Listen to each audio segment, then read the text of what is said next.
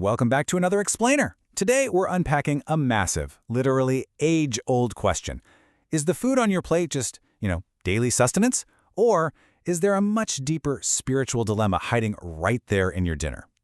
For centuries, humans have wrestled with the ethics of consuming other living beings. So today, we're going on a fascinating philosophical journey. We're going to explore exactly how different traditions handle the profound implications of what we actually put into our bodies.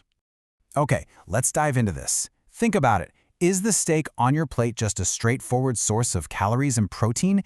Or are you actually consuming spiritual energy? Because according to some philosophies, when we eat, we might not just be fueling a biological machine. We might actually be altering our very spiritual structure. Crazy to think about, right? Part 1. The Religious Meat Debate. To truly grasp this dilemma, we first need to look at how major world religions have historically drawn their own lines in the sand. Take strict Buddhist teachings, for instance.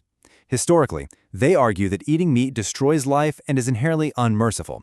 There's even the profound, kind of heavy belief that an animal might actually be a reincarnated relative. But, everyday life requires compromise. Enter the 3 clean meat rule.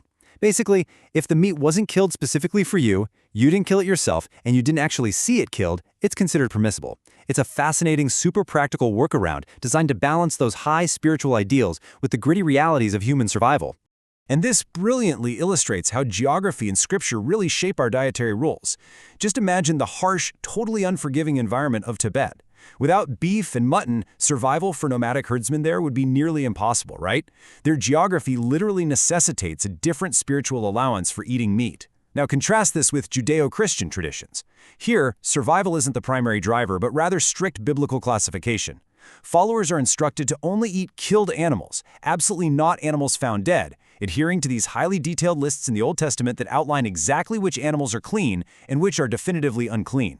In other traditions, the rules shift entirely toward preserving different kinds of purity. Islam strictly bans pork and carrion to protect spiritual purity, but interestingly, it mandates chanting to console the animal and gracefully release its soul prior to consumption. Jehovah's Witnesses, meanwhile, focus heavily on a completely different element. They strictly forbid consuming blood. They adhere to the biblical view that blood, not the meat itself, is the true, sacred essence of life, and it absolutely must not be ingested under any circumstance. Part 2. The Lifechanyuan perspective. Moving away from broad global dogmas, we encounter a highly structured, very specific philosophy known as Lifechanyuan. This perspective takes a completely different approach to the mechanics of existence. So the crucial point is, it posits that life is structured in distinct levels, and lower levels inherently serve higher ones.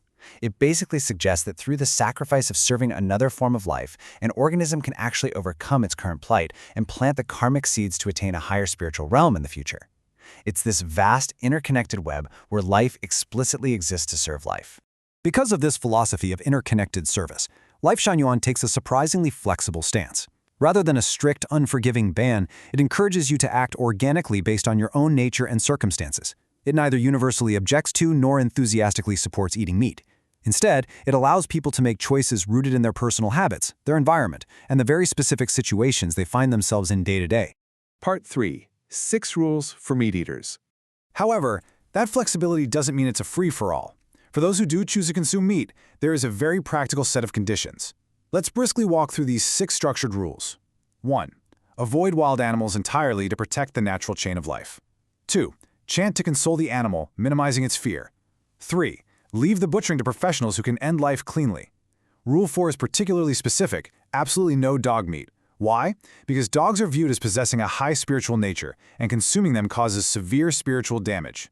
5. Only eat livestock specifically raised for food. And 6. Never kill the animal yourself or watch it being killed. So everything here is meticulously designed to minimize suffering and spiritual disruption.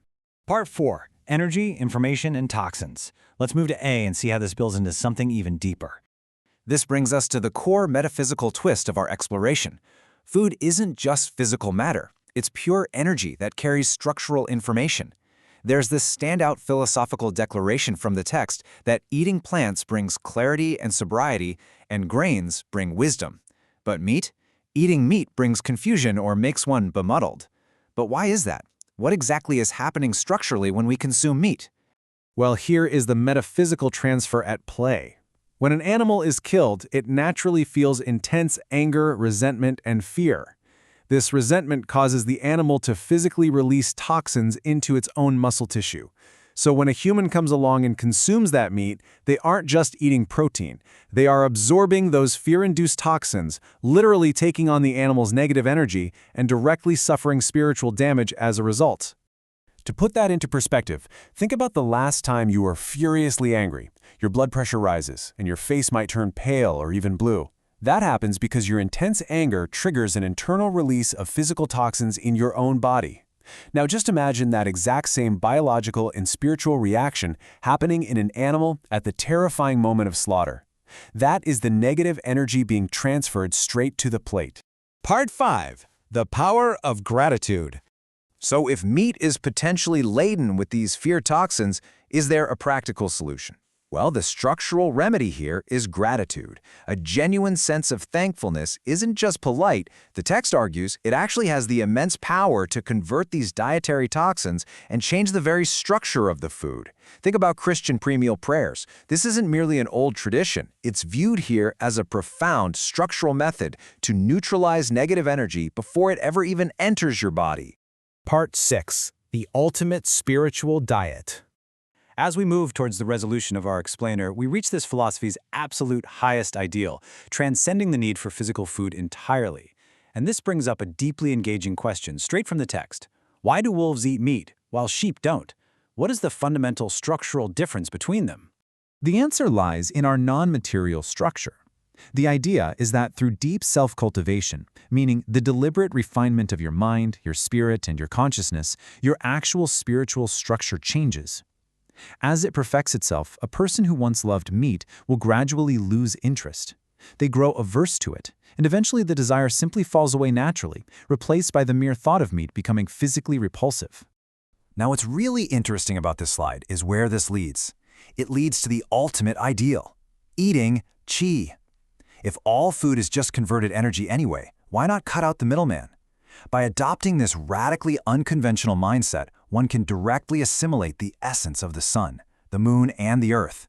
You essentially bypass physical eating altogether, achieving a state that the text describes as becoming deity-like. But you might be wondering, why go through all this intense spiritual refinement? It all comes down to cosmic accounting. Holding life and nature in awe isn't merely about basic human morality. It's actually considered necessary to repay deep, lingering karmic debts. And we're talking about debts not just to human society, but to the natural world around us, to the plants, and to the countless animals we share this earth with. We've explored dietary rules from ancient religions all the way to metaphysical frameworks of energy transfer and cosmic debt. So I leave you with this final thought. If every single meal is merely a transfer of energy and information, are you ready to examine your own spiritual structure? How are you repaying your energy debt to nature? Keep learning, keep questioning, and I'll see you in the next explainer.